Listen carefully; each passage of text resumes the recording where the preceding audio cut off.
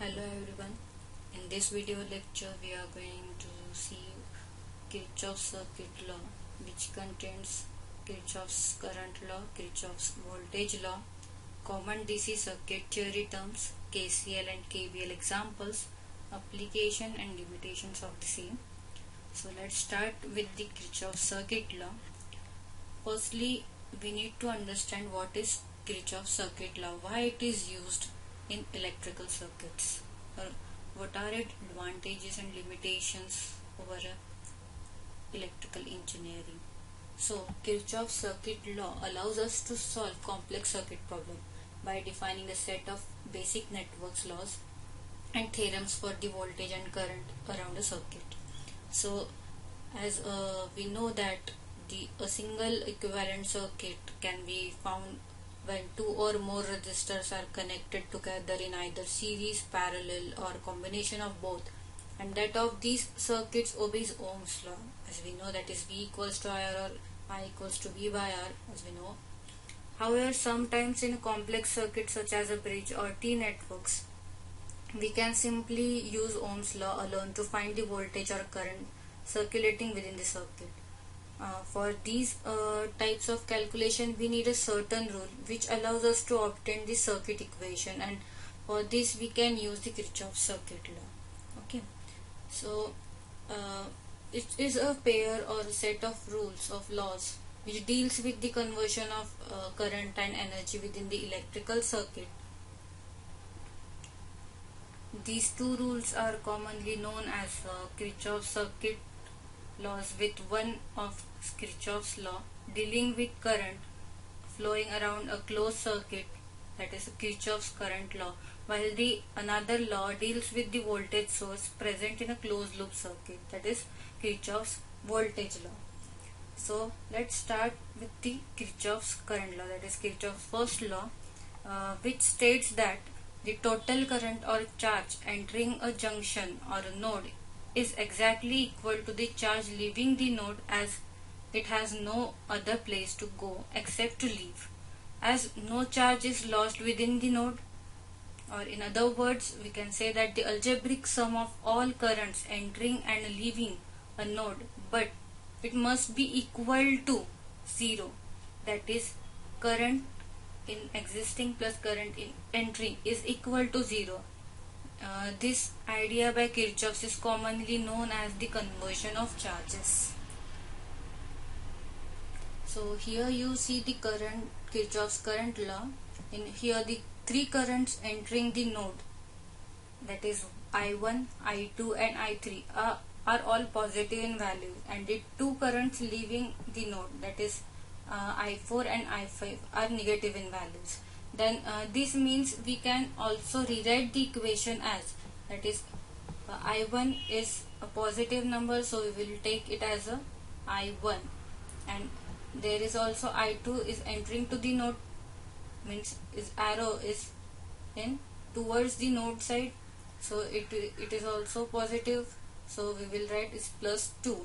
And I3, there is also a entering towards its node, so we will take it as positive I3.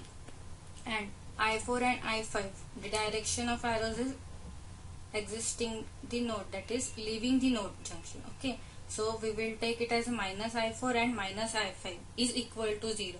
So according to the Kirchhoff circuit law, the algebraic sum of entering and leaving a node must be equal to 0. So we will get this equation while we go according to the statement of KCL. So I1 plus I2 plus I3 minus I4 minus I5 equals to 0.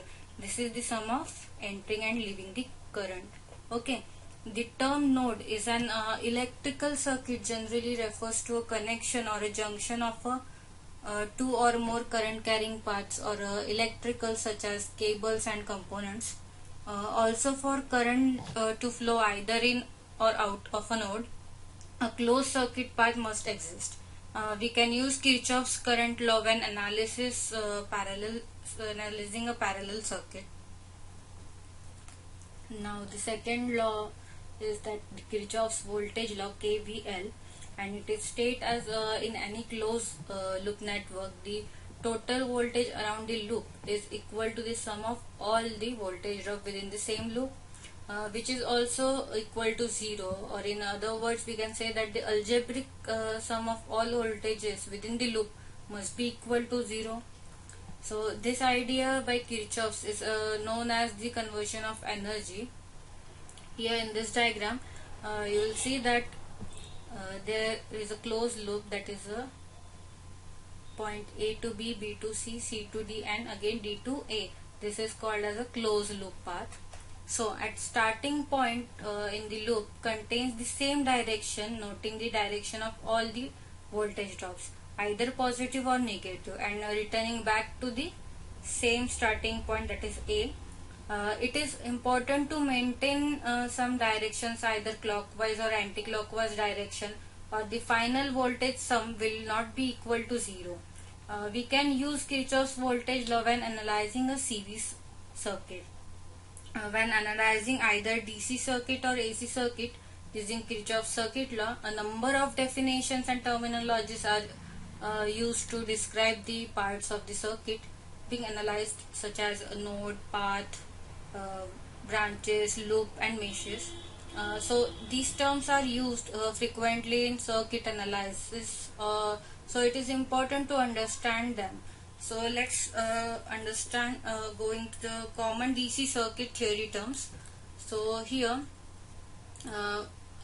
the first one is a circuit. What is mean circuit? A circuit is a closed loop path, conducting path in which an electrical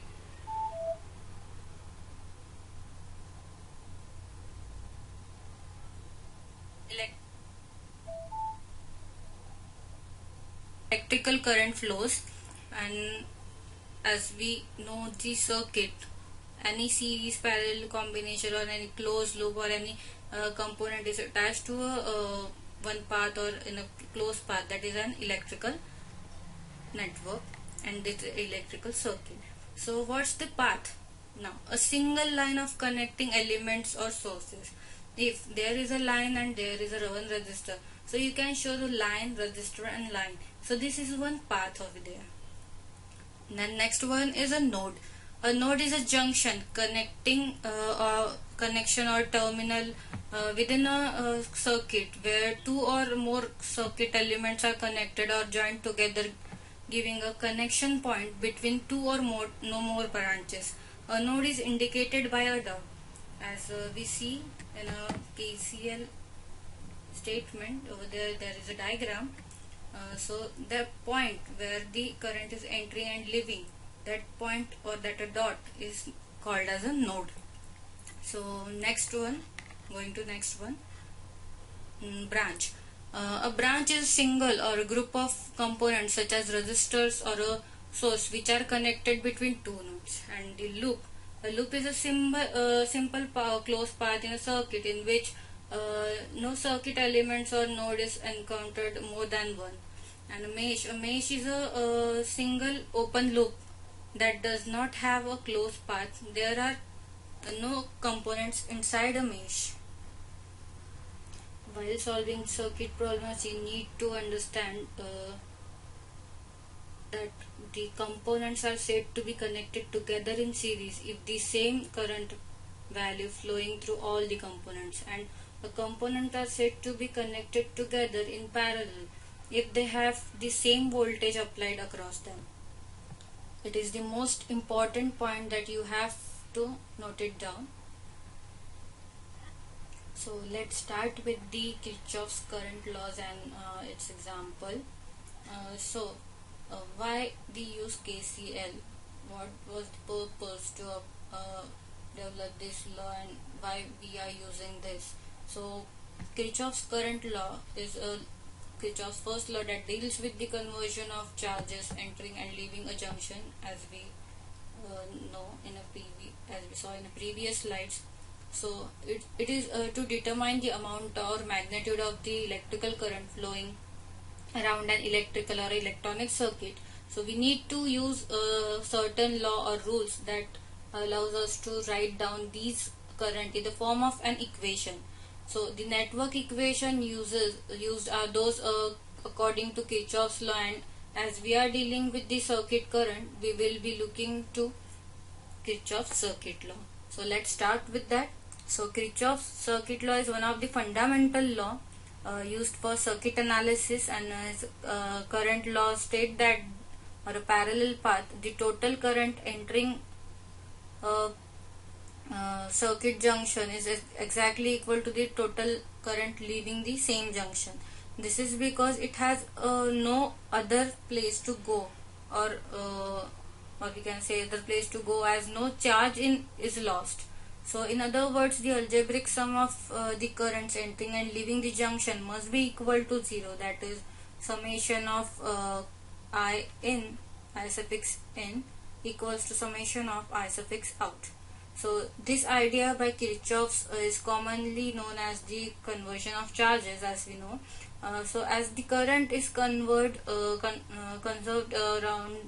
junction with no loss or current, let's look at a simple example of Kirchhoff's circuit current law when applied to a single junction.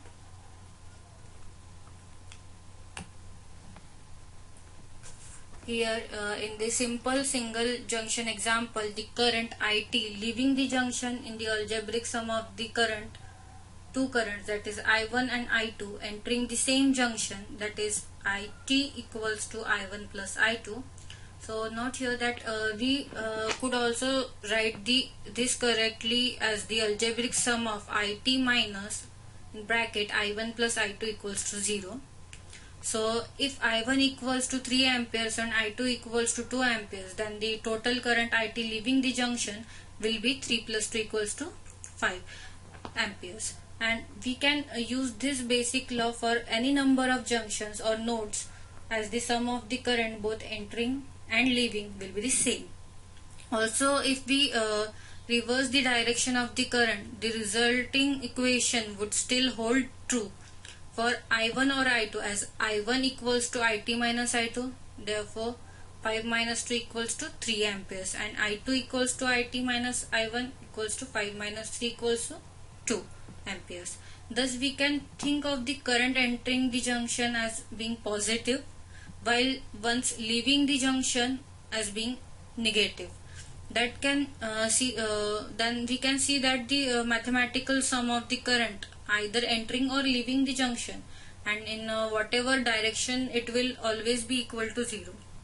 And this forms the basic Kirchhoff's junction rule, more commonly known as a Kirchhoff's current law. So let's take another example. This is a simple single junction example. So let's take a resistor in parallel example. So let's look here. We could apply Kirchhoff's current law to resistor in parallel, whether the resistance in those branches are equal or unequal, considering the following circuits diagrams. So in this simple parallel resistor example, there are two distinct junctions for current. Junction 1 occurs at node B and junction 2 occurs at node E. Thus we can see Kirchhoff's junction rule for the electrical current at both of these two distinct junctions, for those current entering the junction and for those current flowing leaving the junction. To start all the current IT leaves the 24 volt supply and arrives at point A, and from there it enters node B, and from node B is a junction, as the current can now split into two distinct directions with some of the current flowing to downwards and through resistor R1, with the remainder connecting and through resistor R2 via node C. So note here that the current flowing into and out of node point are commonly called branch current. So we can use Ohm law here. According to Ohm law, determine the individual branch current through each resistor as I equals to V by R. Therefore, for the current branch B to E through resistor R1 will be, therefore V1 equals to I1 equals to V by R1. Therefore, what is the value of V is there? 24, and R1 is 8 ohms. So 24 by 8 equals to 3 amperes. Similarly, for current branch C to D through resistor R2, therefore current C to D equals to I2 equals to V by R2. So R2 is there here 12 ohms. So I2 equals to 24 by 12 equals to 2 amperes. From this from the above, we know that the Kirchhoff's current law states that the sum of current entering junction must be equal to the sum of current leaving at the junction. In our simple example above, there is one current IT going into the junction at node B and two current leaving the junction I1 and I2. Since we know that from calculation that the current leaving the junction at node B is I1 equal to 3 and I2 equals to 2. Therefore, the sum of the current entering at junction node B and equal to 3 plus 2 equals to 5 ampere. Thus, summation of in equals to IT equals to 5 amperes. In our example, we have two distinct junctions at node B and node E. Thus, we can confirm this value for IT as the two current recombine again at node E. So, the Kirchhoff junction rule to hold true, the sum of the current into point F must equal to sum of the current flowing out of the junction at node E. As the two current entering junction E are 3 amperes and 2 amperes respectively, the sum of current entering point F is therefore 3 plus 2 equals to 5 amperes. The summation of entering current I in IT equals to 5 amperes, and therefore Kirchhoff's current law holds the true as this is the same value as the current leaving at point A in a previous one. So let's take so now let's applying KCL to more complex circuit, as we can use Kirchhoff's current law to find the current flowing around more complex circuit. We hopefully know by now that the algebraic sum of the currents at node junction point is equal to 0, and with the idea in mind, it is a simple case of determining the current entering a node and those leaving the nodes. Consider the circuit as this. In this example, there are 4 distinct junctions for current to either spread, separated or merge together at node A, C, E and node F. The supply current IT separates at node A, flowing through resistor R1 and R2, recombining at node C. Therefore, before separating again through resistor R3, R4 and R5, and finally recombining once again at node F. But before we can calculate the individual current flowing through each resistor branch, we must first calculate the circuit total current IT. So Ohm's law tells us that I equals to V by R, and as we know that the value of V equals 132 volts here mentioned, we need to calculate the circuit resistance. So let's find the circuit resistance first. So for circuit resistance RAC, so what's the circuit resistance for RAC here? So RAC equals to 1 by R1 plus 1 by R2 equals 2. So what is the value for R1 and R2? R1 equals to 2.4 and R2 equals to 1.7. So put it here. So we will get 1 by RAC equals to 1 by 2.4 plus 1 by 1.7. So 1 by RAC equals to 1:1. So ultimately we therefore RAC equals to 1 ohms is there. So thus the equivalent circuit resistance between node E and C is calculated as 1 ohms. Similarly, for circuit resistance RFC, we have to find the resistors. So 1 by RCF equals to 1 by R3 plus 1 by R4 plus 1 by R5. So R3, R4, R5 values are given here. So R3 equals to 60, R4 equals to 20, R5 equals to 30. So put it here. So we will get our RCF equals to 1 by 60 plus 1 by 20 plus 1 by 30. So 1 by RCF equals to 1 by 0.1 after calculating. So after solving this, we will get RCF equals to 10 ohms. Thus the equivalent circuit resistance between node C and F is calculated as 10 ohms. Then need to find total circuit current IT. So it is given as RT equals to RAC plus RCF. Already we have calculated here. So what's the value of RAC here? Equals to 1 and RCF equals to 10. So 1 plus 10 equals to 11. So we will get the value of RT. So for calculating the total circuit current IT, what's the Ohm's law? State that the I equals to V by R.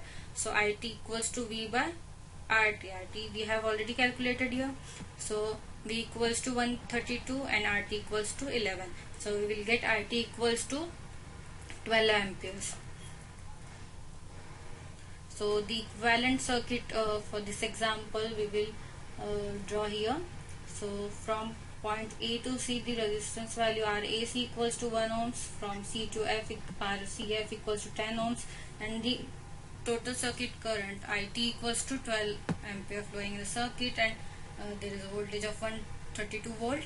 So having established the equivalent parallel circuit and supply current, we can now calculate the individual branch current and confirm using Kirchhoff's junction rule as follows. Here I'll take VAC equals to IT into RAC as Ohm's law.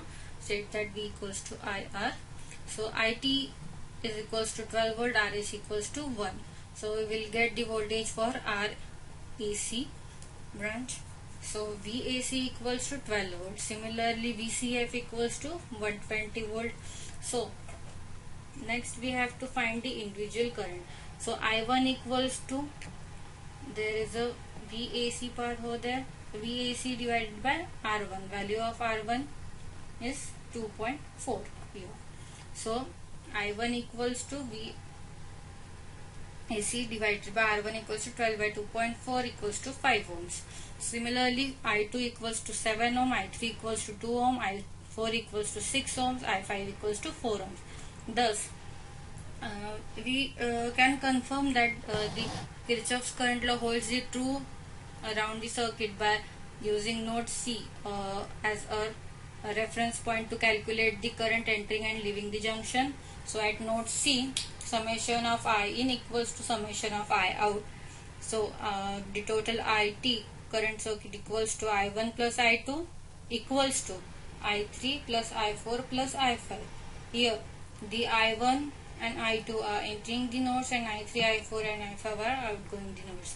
So we can also double check this to see the Kirchhoff's current law holds the truth as the current entering the junction are positive while the ones leaving the junction are negative. Thus the algebraic sum is I1 plus I2 minus I3 minus I4 minus I5 equals to 0, which equals to 5 plus 7 minus 2 minus 6 minus 4 equals to 0. So we can confirm by analyzing the Kirchhoff circuit law. It states that the algebraic sum of current at junction point in a circuit network is always 0 is true and correct in this example. So I hope you will get the clear idea how to solve the Kirchhoff circuit law problems and where it is used and what's the purpose of this. So in next lecture we are going to see the Kirchhoff's voltage law and its examples. Thank you.